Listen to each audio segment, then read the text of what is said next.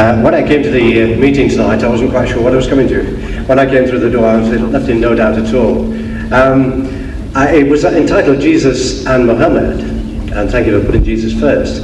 I'm sure you'll accept that you did not put the case for Christianity as a Christian would put it. I'm sure you would, and that I can understand in an audience of this kind who was already persuaded towards the Muslim way of thinking. Indeed, I would say that I, as an individual, would respect the Quran. I'm afraid you did not respect my holy book, which is the Bible, in quite the same way. In fact, I'm a teacher, and in my classroom, I've got a television which is fixed to the wall. And on the top of the television, there's just room to put the Quran, because I respect, I've got Muslim children in my school, and I put the highest, I know you respect your book, and you want to put it in the highest place. So I do that, I put it in the highest place. Now, what I'm saying to you is this: you've not really given, in my opinion anyway, the Christian loving and forgiving, these are the two essential things, although you denigrate forgiveness for some reason, as highly as I would. But more than that, perhaps you answer this point. Muhammad, you talked a lot about Jesus, you talked a lot about our holy book. We're not talking much about Muhammad, or indeed the Quran too much, apart from the missionary aspect of it. Could you tell me how you can believe, and indeed anybody in this room could believe, in one man who couldn't read, couldn't write, indeed could get his followers by bloodshed through war, how you can believe that that man was a follower of God, let alone a prophet of God, and to accept all his teachings as you do so glibly, and yet reject Christianity and the holy book of Christianity so easily as well? You see, you have thrown in so many things in this little contribution of yours, that how can we believe in a man who was illiterate and who by bloodshed, who had spread his faith, converted the people. Now, with regards to the man being unlearned, this is a fulfillment of the prophecy in your book, a fulfillment. The book of Isaiah, chapter 29, verse 12. It says there, and the book is given to him that is not learned. The book, please. The book is given to him that is not learned, saying, read. And he says, I am not learned. Now, if you look for in the religious history of man, in the Bible, you will never find an occasion where any prophet of God, when given the message of God, he says, I'm not learned. But if you read any biography of Muhammad, any written by Muslims or non-Muslims, they will tell you that the first revelation that was given to him in Ghar Hira, the Mount of Hira, when the angel of God comes to him and commands him in his mother tongue, he says, Iqra, read. And Muhammad says, Ma ana biqari'in. He said, I'm not learned. So the angel of God commands him a second time, Iqra, read. And again he says, Ma ana biqari'in. He said, I'm not learned. For the third time the angel of God embraces him hard and he says, Iqra bismi rabbika alladhi khalaq. Now he grasped the message that what he was required to do was to repeat. Because this Arabic word Iqra means to read, to recite, to rehearse, to repeat. And he repeats the words as they were given to him. Iqra bismi rabbika alladhi khalaq. Read in the name of the Lord and Cherisher who created. Khalaq al-insana min alaq. Say, he who created man from a mere clot of congealed blood.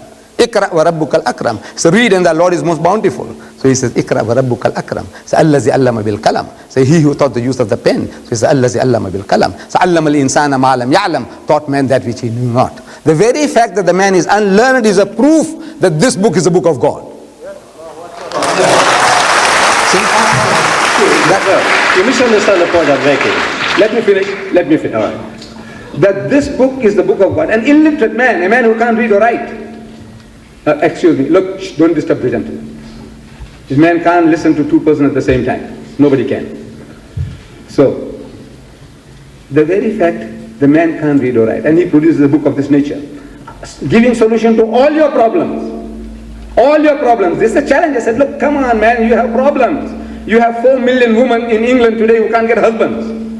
Even if every Englishman got married, it will never happen. You got 4 million of your sisters and your aunties and your cousins, they can't get husbands. What is the answer? I said, this book gives you the answer. Problem of alcohol, you have no answers. 2,000 years you are fumbling. This book gives you the answer. I could answer that by Now, saying what about the kidnapping in Lebanon, which was done by Muslims? What about the Iraqi-Iran war, which is done by Muslims? What about all the other things? No, listen, you must understand the point I'm making. I'm making the point that I'm not trying to denigrate Muhammad. I wouldn't do that in an audience like this. Brother, Muhammad, I will listen to you, but why not let me finish it? Let me finish. Look, you are the principal. Yes. You are the principal of a school, and you know. So look, you asked the question. Let me finish. We'll give you a chance again. Please. The second charge, that he spread his religion by bloodshed. You see, you know your great man, your great men. Thomas Carlyle, you heard about him? One of the greatest thinkers of the past century. In 1840, in England, he delivered a series of talks on heroes and hero worship. And you know whom he chose as his hero prophet? Muhammad. You know that, sir? Muhammad. His hero prophet. Not David, not Solomon, not Moses, not Jesus, but Muhammad as his hero prophet. Your man, Thomas Carlyle. And he defends Muhammad. Listen to him. After all, look, who was bribing him to say the things that he was saying? I want you to tell me. He said, look, some Arabs bribed him in 1840 here in England. When the Arab world, the Muslim world was down in the gutter, the whole lot of it. This Englishman, or Britisher, Thomas Carlyle, he says about this accusation of yours, sir, the sword. He said, the sword indeed. But where will you get your sword? He said, every new opinion at its beginning is precisely in the minority of one. In one man's head alone, there it dwells as yet. It is one man against all men. That he take a sword and try to propagate with that will do little for him. He said, first you must get your sword. Where do you get your sword? Where do you get your sword from? By force? One man against all men, the whole nation? Whatever he preached, it was going against the grain of the nation. They were not like politicians. Muhammad was not a politician. The politician was giving you what you want. Churchill was offering you what you wanted. You wanted to save your country from the Germans. He said, look, you listen to me and I will see that Germany doesn't conquer this country. Hitler told his people, you listen to me and I will give you a Lebensraum, elbow room, that you'll rule this Europe and the world for 1,000 years. Muhammad is going against the grain of the whole nation. A nation of drunkards. They want to drink, he says no drink. They want to gamble, he says no gambling. They want endless, limitless number of wives, he says no, limit them. At every step, he went against the grain and he conquered them with what? With a sword. One man against the whole world with a sword. Does it make sense? Then the Muslims spread out. You know we ruled Spain for 800 years.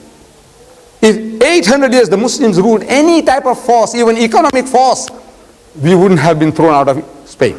800 years.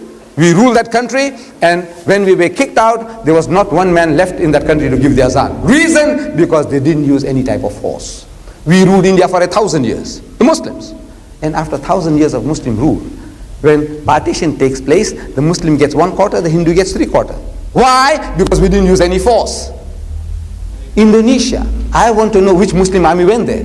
130 million Muslims. Malaysia, which Muslim army went there? The whole of East Africa, which Muslim army went there? The whole of West Africa, which Muslim army went there? Tell me, force. Today in Britain, people like you, sir, people who think, who are not prejudiced, they are accepting Islam.